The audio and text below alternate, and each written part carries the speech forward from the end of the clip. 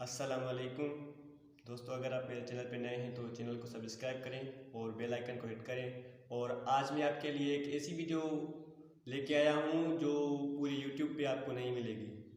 अगर मिलेगी तो सबसे पहले आपको मेरी वीडियो मिलेगी। और वीडियो का टॉपिक मेरी का है कि आज नबूवत क्या है।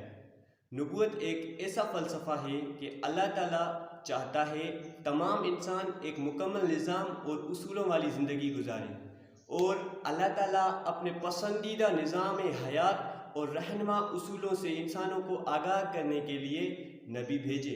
अल्लाह ताला कुरान मजीद में फरमा रहा है कि किसी को भी सज़ा नहीं दी जाएगी जब तक कोई उनको खबरदार करने वाला ना भेजा जाए। और उसूल दीन में नबूवत का ये मतलब है कि अल्लाह ताला के भेजे गए तमाम नबियों पर ईमान लाना। और अल्लाह ताला के सबसे पहले नबी हज़रत आदम अलैहिस्सलाम हैं और आखिरी नबी हज़रत मोहम्मद मुस्तफ़ा सल्लल्लाहु अलैहि वसल्लम हैं। और वीडियो अच्छी लगी तो वीडियो को लाइक करें, कमेंट करें और शेयर करें, और चैनल को सब्सक्राइब करके बेल आइकन को हिट करें। और अगली वीडियो तक दें इजाज़त। शुक्रिया।